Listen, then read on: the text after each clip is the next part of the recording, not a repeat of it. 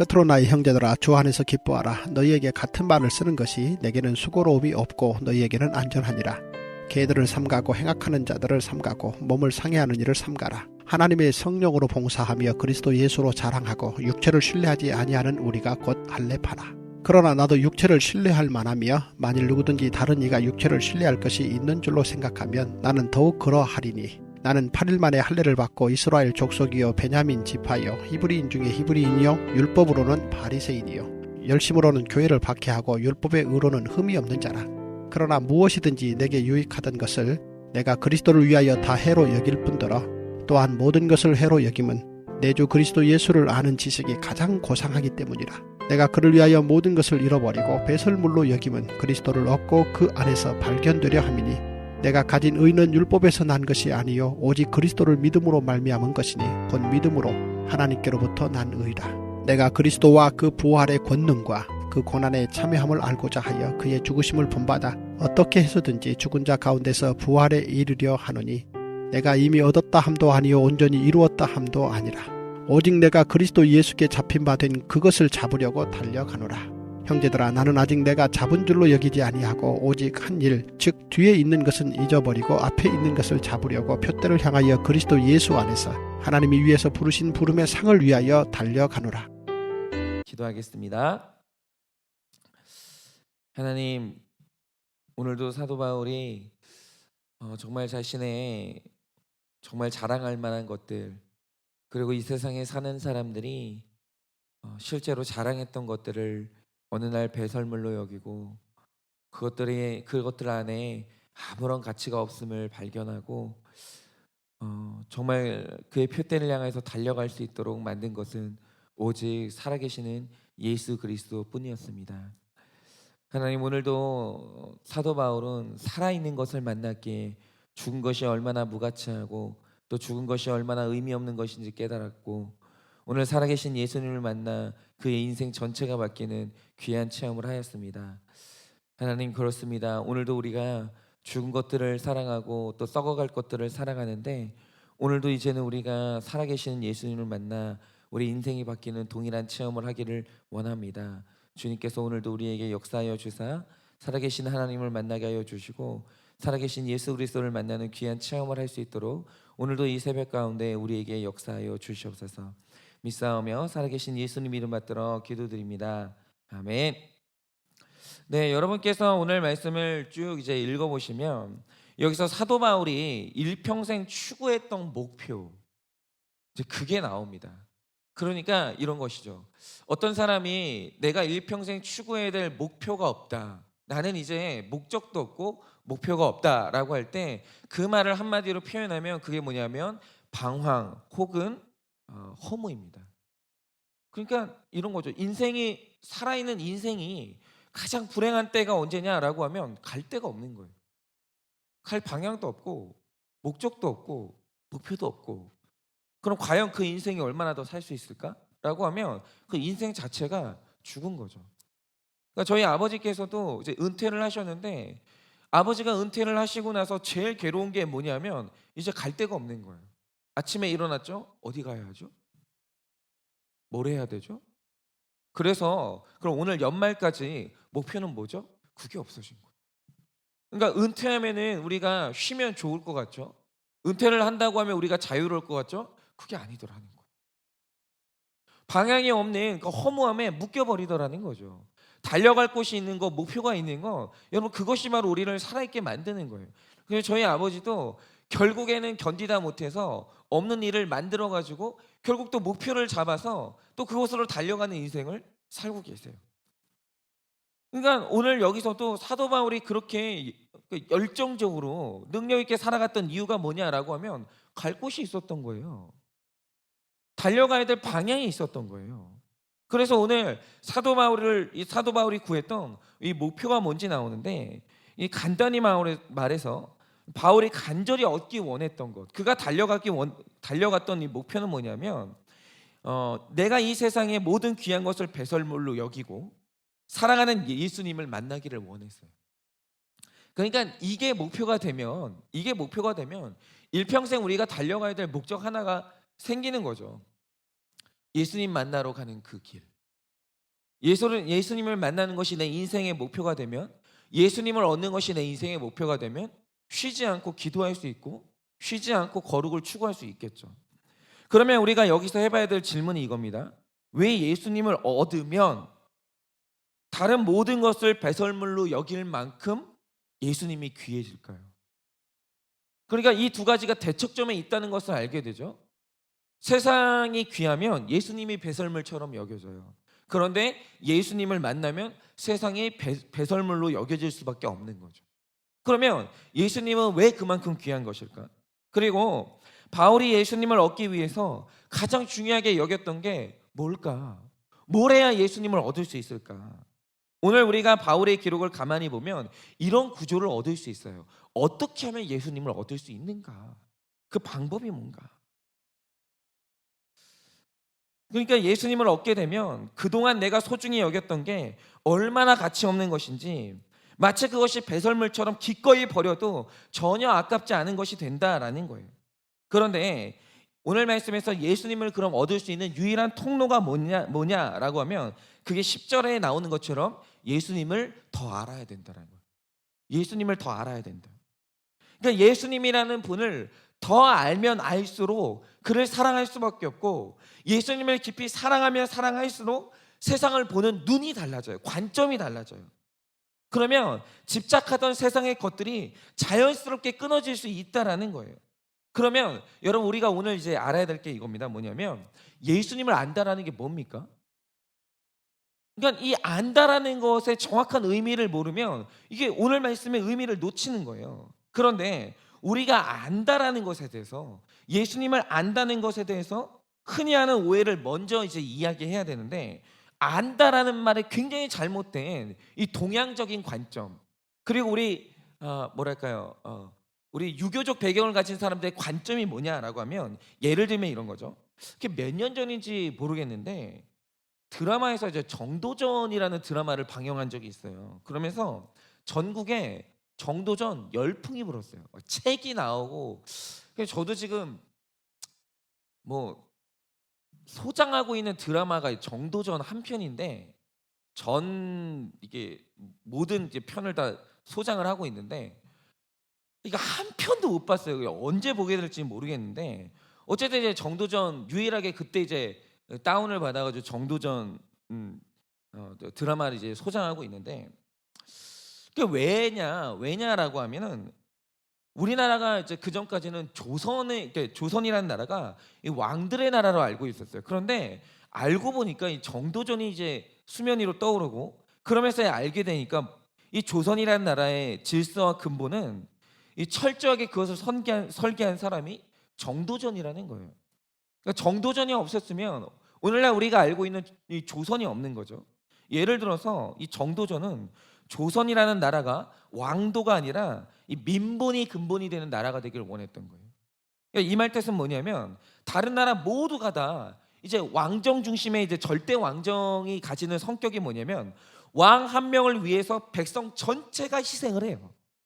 그러니까 나라가 어떤 자기 나라 지역에서 어떤 그 특산물을 재배하는 이유가 뭐냐? 그러니까 왕을 먹이기 위해서 일을 하는 거예요. 그러니까 백성들이 그렇게 땀 흘려서 일을 하는 이유가 뭐냐? 왕이 살 집을 만들기 위해서 백성이 일을 해야 되는 거예요. 그런데 정도전은 그걸 진절머리 나게 싫어했어요. 그러면서 정도전이 설계했던 나라가 뭐냐면, 백성 전체를 위해서 천재 같은 왕 한 명이 희생하는 나라가 되기를 원했던 거예요. 그 대표적인 예가 뭐냐면, 한 나라가 세워질 때 가장 중요한 게 수도이고 왕이 머무는 궁궐이 그 나라의 국격이거든요. 그래서 조선이 처음에 이제 나라를 건국할 때 왕궁을 어떻게 지어야 될까, 이걸 견학하려고 결국에는 볼 수 있는 선진국이 중국밖에 없으니까 중국으로 간 거예요. 그런데 여러분 다 아시겠지만 중국의 스케일이 얼마나 끝장납니까? 뭐 자금성 같은 경우에는 전 세계에서 단일 왕국으로 그 비교할 수 없을 만큼 큰 왕궁이 자금성이잖아요. 그러니까 정도전과 같이 그 왕궁을 견학 갔던 사람들이 그 거대한 왕궁을 보면서 혀를 내두른 거예요. 그러니까 그 거대한 왕궁, 막 화려한 왕궁을 보면서 중국 황실의 위험을 본 거죠. 그러면서 우리 조선도 왕궁이 이래야 된다고. 이래야 나라의 기틀이 서고 왕궁에 이렇게 왕조의 위엄이 선다라고 하면서 뭐 난리가 난 거죠. 그런데 정도전이 관점이 다른 거예요. 정도전이 그 왕궁을 보면서 거대하고 화려한 왕궁을 보면서 환멸을 느낀 거예요. 왜냐하면 정도전은 그 거대한 왕궁에서 중국의 왕실의 영광을 본 게 아니라 이 큰 왕궁을 짓기 위해서 얼마나 많은 백성이 눈물을 흘렸으며 얼마나 많은 백성들이 굶어야 했을까. 그리고 얼마나 많은 백성들이 그 노동력을 착취당하면서 그 인생을 낭비했겠는가. 그걸 본 거예요. 그래서 정도전이 돌아오자마자 선포한 게 뭐냐면 백성의 평안함을 위해서 조선이라는 나라의 왕궁은 절대로 크게 화려하게 지으면 안 된다고 선포를 했어요.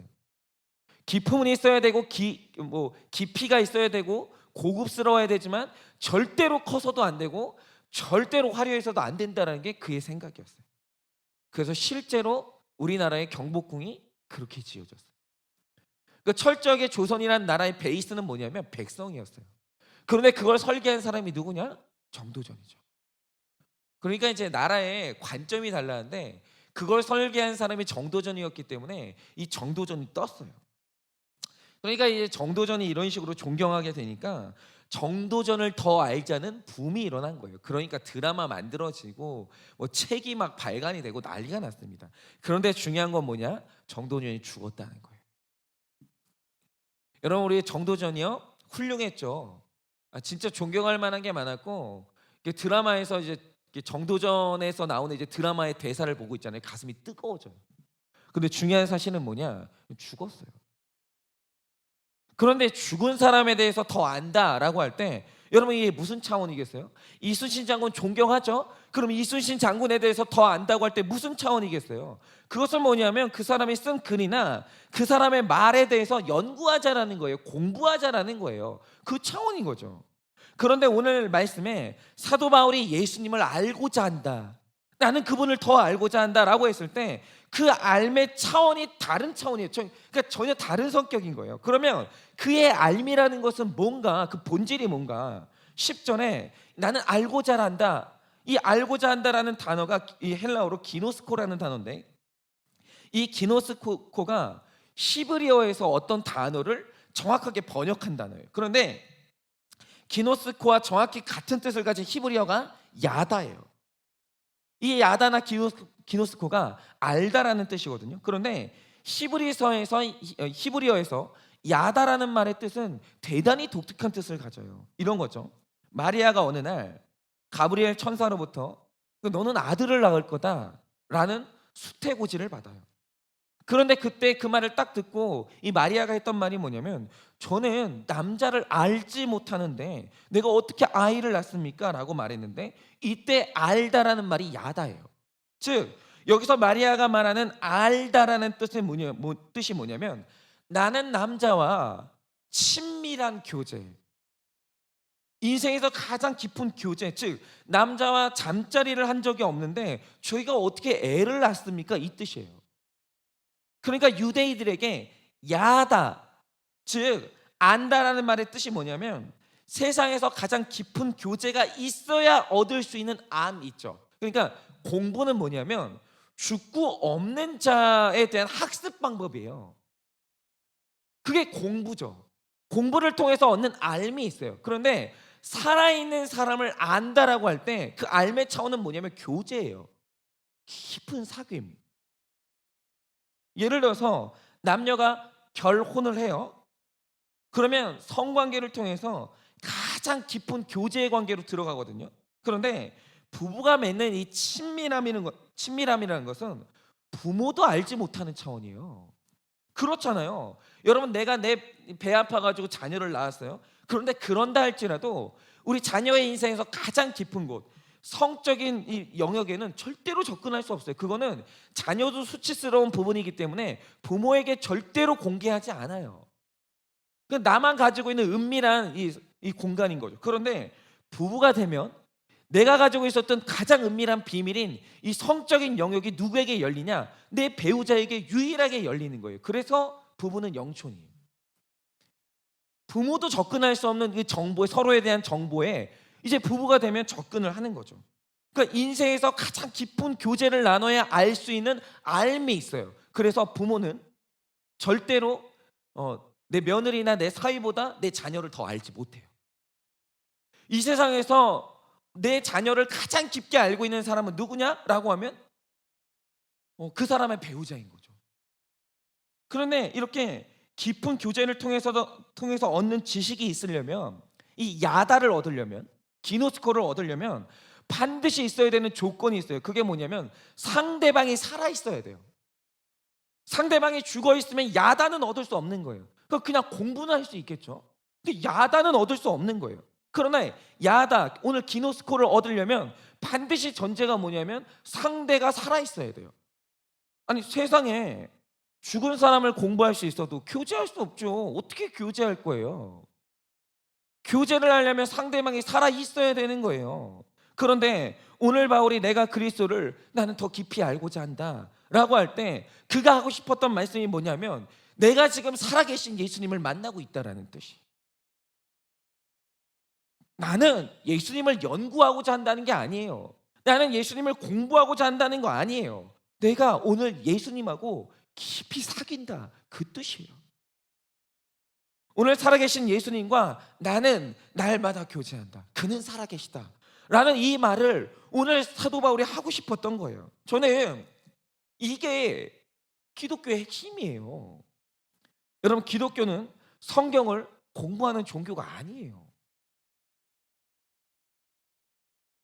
여러분, 기독교는 예수님을 공부하는 종교가 아니에요. 여러분, 기독교는 살아계신 예수님을 오늘 믿고 살고 누리는 종교예요. 여러분, 지금 예수님하고 사귀고 계십니까? 그러니까 예수님, 살아계신 예수님하고 나하고만 아는 우리 둘 사이에 비밀이 있습니까? 교제가 있어요? 여러분, 정도전이 아무리 훌륭해도 그는 죽어서 이 땅에 없지만 예수님은 지금 살아서 역사하고 계세요. 그리고 오늘도 우리가 기도를 하려고 나왔는데 이 새벽에 오늘 살아계신 예수님이 이 자리에 없다면 여러분, 우리가 이 자리에 나올 이유가 없는 거예요. 그냥 강좌를 들으세요. 근데 제가 오늘도 강좌를 하지 않고 오늘도 말씀을 전하고 오늘 우리가 기도를 하자고 하는 이유가 뭐냐면 오늘 예수님이 이 자리에 살아서 와 계시기 때문이에요. 그는 역사해요. 그래서 요한계시록 1장 17절 18절을 보면 예수님이 자신을 뭐라고 소개하십니까? 두려워하지 말라. 나는 처음이요 마지막이니 곧 살아있는 자라. 내가 전에 죽었었노라. 볼지어다 이제 세세토록 살아있어 사망과 음부의 열쇠를 가졌노니.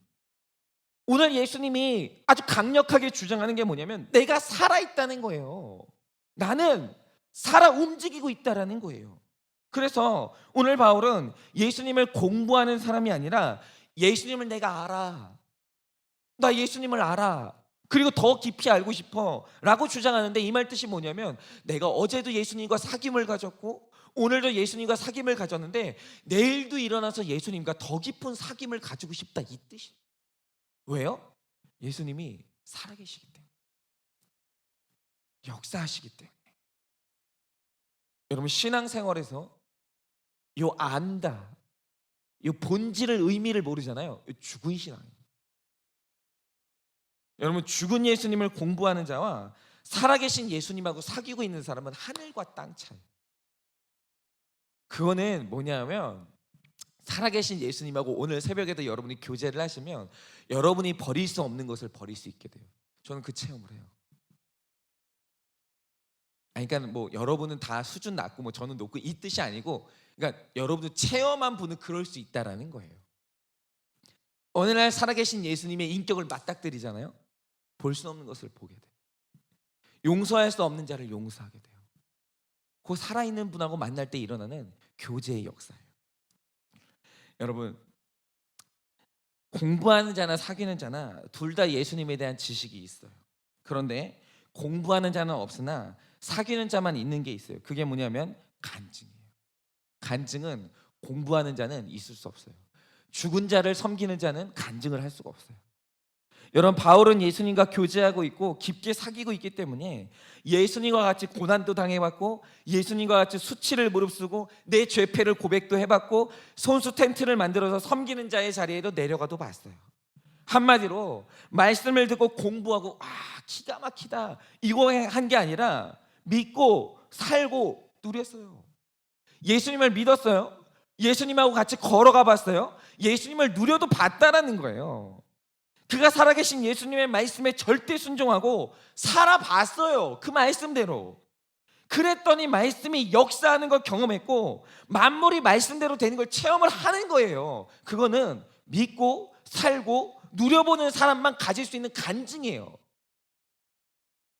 여러분, 말씀이 살아 움직이는 걸 체험했다는 건 살아계신 예수님을 체험하고 있다는 뜻이에요. 그래서 말씀을 공부가 아니라 말씀을 믿고 살고 누리는 사람은 반드시 체험하고 반드시 간증이 있을 수밖에 없어요. 근데 내가 그게 없다라는 건 뭐냐면 믿어요. 근데 믿는데 살지도 않고 누리지도 않는다라는 뜻이에요. 뭐가 지금 나를 막고 있는 거예요. 여러분, 이 세 가지가 있어야 돼요. 믿고 살고 누려야 돼요. 이 세 가지가 통합이 돼야 살아계신 예수님하고 사귐 안으로 들어가는 거예요. 여러분, 말씀이신 예수님과 이 삶에서 사귀는 영역으로 들어가면 변해요. 반드시 변해요. 여러분, 제가 계속 큐티하라고 말씀드릴 때 이제 큐티의 개념 바뀌셨죠? 큐티는 가만히 앉아가지고 말씀 펴고 와, 이 뜻이구나 이게 아니에요. 말씀 펴요. 거기서 하나님이 나에게 주시는 음성을 들어요. 거기서 내 죄를 봐요. 적용거리를 찾아요. 적용하는 거예요. 그러면 어떻게 되냐면 말씀대로 되는 걸 체험해요. 그게 믿고 살고 누리는 거예요. 여러분, 믿었어요? 살았어요? 누렸어요? 이거 다 안 하면 큐티 안 하는 거예요. 그건 그냥 공부하는 거예요. 아무 의미 없어요. 제가 제 체험을 말씀드리자면 저는 작은 교회 목사에 대한 환상이 1도 없어요. 왜냐하면 아버지께서 작은 교회 목회자시기 때문에 작은 교회가 뭔지 뼛속까지 다 알아요. 그래서 작은 교회 담임 목사 직분은 일생 피하고 싶은 이 십자가였고 그거 안 하려고 공부한 거예요. 그거 안 하려고 일생 책 펴놓고 공부를 한 거예요. 혹시 이렇게 열심히 공부하면 조금이라도 큰 교회 갈 수 있을까 해가지고. 그 증거가 뭐냐면 아버지가 은퇴하실 때 그 작은 교회에 아무도 안 오니까 누가 여길 와가지고 이 십자가를 질 거냐라고 할 때 동생보다 아버지가 저한테 먼저 얘기하셨어요. 네가 올래? 그런데 저는 작은 교회가 지긋지긋했기 때문에 그 제가 벗어나고 싶은 십자가였기 때문에 그 말씀 단칼에 거절했어요. 저는 담임 목사 자리에 관심 없어요. 이 말 뜻이 뭐냐면 작은 교회 담임 목사 자리는 관심이 없는 사람이에요. 좀 규모 있는 교회 담임 목사 자리가 관심이 있지. 단호하게 말씀드리지만 그래요. 그런데 제가 어느 날 큐티하게 됐어요. 큐티를 배웠어요. 큐티가 뭔지. 거기서 말씀을 일생 공부했는데 처음으로 공부 위에 믿고 살고 누리는 방법을 처음 배웠어요. 그런데 제가 한일교회에 올 때쯤에 제가 마지막으로 했던 이 고별 설교가 뭐였었냐면 엘리야에 관한 설교였는데 그 본문을 보니까 어느 날 엘리야가 가뭄의 현장, 기근의 현장으로 들어가요. 그런데 재미있는 게 뭐냐면 하나님이 가라고 해서 엘리야는 가요. 거기서 살아계신 예수님을 체험해요. 예수님이 가라고 해도 사르밧 과부의 집에 갔더니 그 사르밧 과부의 집에 기근 때문에 한 끼 먹을 양식밖에 없었어요. 그런데 그 가난한 집에 가서 함께 가난한 자들과 머물라는 그 말씀을 엘리야가 믿었고 적용했고 살아냈어요. 그런데 이상한 게 뭐냐면 거기서 양식이 떨어지지 않는 거예요. 그것도 체험하는 거예요. 자꾸 말씀대로 이제 믿고 살고 누리니까 엘리야가 자꾸 체험하는 거예요. 근데 이 말씀을 저는 한일교회를 가라는 말씀으로 받았어요. 그래서 왔고 여기서 제가 믿은 말씀대로 하나님의 살아계심을 체험하면서 살고 있어요. 체험해요. 여기 앉아있잖아요. 한일교회로 오잖아요. 한일교회가 저한테 영광스러운 이유가 뭐냐면 여기로 오면 자꾸 하나님을 체험해요. 자꾸 내가 하나님을 만나요. 자꾸 하나님하고 내가 교제를 누려요. 저는요 저 혼자만 알고 있는, 오늘 이 새벽에도 이제 체험하겠지만 저 혼자만 알고 있는 하나님과의 사귐이 있어요. 다는 말 못하죠. 왜요? 그 은밀한 사귐이기 때문에. 뭐 언제가 간증할 수는 있겠죠. 예, 간증할 수 있겠는데 간증도 이제 타이밍이 있기 때문에 언젠간 하겠죠. 요즘 제가 하나님에 대해서 알고 있는 건 공부해서 획득한 지식이 아니라 사귐으로 알게 된 하나님과 저 사이에 은밀한 교제가 있는 거예요. 즉 오늘 바울처럼 살아계신 하나님을 얻는 유일한 방법이 뭐냐? 죽은 하나님 공부하지 마세요. 그거 아무 의미 없어요. 오늘도 그러니까 신앙생활이 메마르는 거예요. 여러분 오늘 살아계신 하나님은 이 말씀을 보고 믿고 살고 누리는 거예요. 요 세 개를 다 하셔야 돼요. 여러분 가정에서 남편에게 복종에 얻어 좀 쓰라고 하면 그 말씀 듣고 믿고 살고 좀 누리세요. 그래야 체험하는 게 있는 거예요. 그래야 누리는 예수님이 있는 거예요. 여러분 삶에서 수치를 무릅쓰고 여러분의 죄패를 고백하라고 하면 해보세요. 섬기라고 하면 좀 섬겨보세요. 여러분 말씀을 믿고 살고 누려보세요. 그때 말씀이 살아서 역사하는 것을 체험하게 되고 하나님과 나만 아는 사귐과 간증이 생기는 거예요. 그런데 사도 바울이 이거를 나는 평생 했다는 거예요. 여러분 그래서 그는 그리스도를 얻었어요. 그런데 그 맛이 얼마나 기가 막혔는지 그는 세상을 버릴 수 있었던 거예요. 그래서 오늘도 여러분들이 큐티를 이제 하시면서 적용을 하실 텐데 여러분 오늘도 믿고 살고 누리세요. 그렇게 하시는 여러분은 반드시 오늘 살아계신 하나님을 야다 알게 될 거예요. 교제를 나누게 될 거고 누리게 되실 겁니다. 오늘 그렇게 하나님을 공부하는 것이 아니라 야다 즉 누리게 되는 여러분 되시기를 예수님의 이름으로 축원을 드립니다.